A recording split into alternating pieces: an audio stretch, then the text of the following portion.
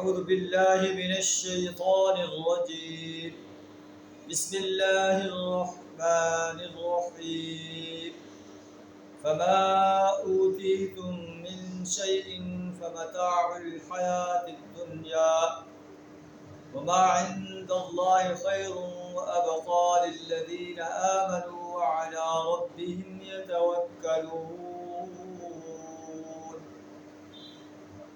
والذين يجتنبون كبائر الإثم والفواحش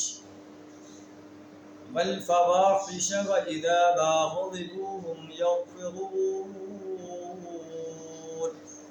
صدق اللہ العظیم۔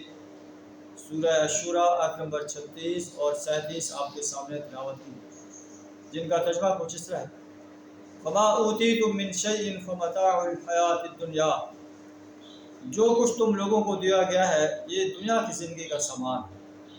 قریش مکہ کو جو ہے خبردار کیا جا رہا ہے کہ تم جو چھوٹی چھوٹی سرداروں کے مالک ہو، چھوٹی چھوٹی دولت کے مالک ہو، چھوٹی چھوٹی زمینوں کے مالک ہو، یہ دنیا کی زندگی کا عارض سامان ہے، اس کی کوئی حیثیت نہیں۔ قرآن چونکہ آفاقی کتاب ہے، پوری انسانیت کے سرکش انسانوں کو جو اللہ کے خلاف بغاوت کا علم بلند کر رہے ہیں ان کو کہا جا رہا ہے کہ جو کچھ تمہیں دے گا یہ دنیا کی زندگی کا سامان ہے۔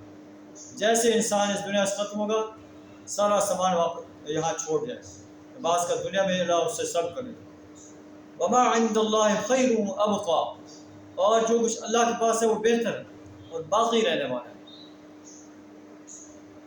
للذین آمنوا، ان انسانوں کے لیے جو ایمان لائے، اللہ کی وحدانیت پر، رسول اللہ صلی اللہ علیہ وسلم کی رسالت پر، جو حساب پر ایمان لائے۔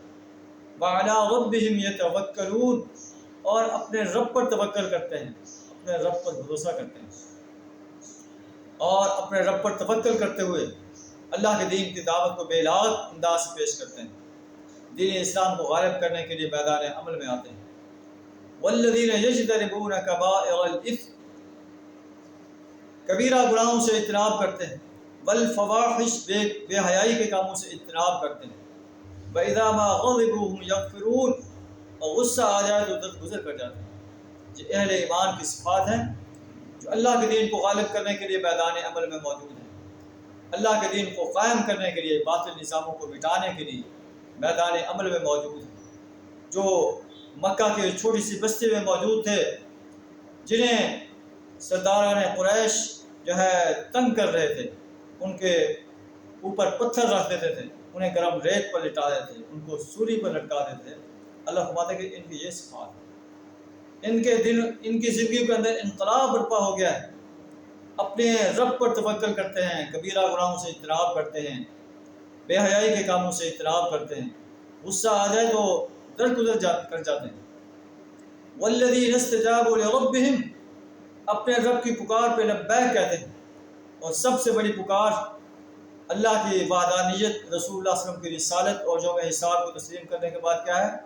ان اقیموا الدین، کہ دین اسلام کے نظام کو قائم کرو، دنیا کے اندر دین اسلام کے نظام کو غالب کر دو، باطل نظاموں کو مٹا دو، اپنے رب کی پکار پہ لبیک کہتے ہیں۔ اقاموا الصلاۃ، نماز کو قائم کرتے ہیں۔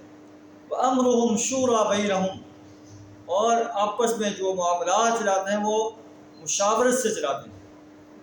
معلوم ہے کہ اہل ایمان کے تمام معاملات میں مشاورت ہوتی ہے، چاہے وہ انفرادی معاملات ہوں، خاندان کے لیول پر، معاشرے کے لیول پر، اسٹیٹ کے لیول پر، تمام معاملات مشاورت سے چلائے جاتے ہیں۔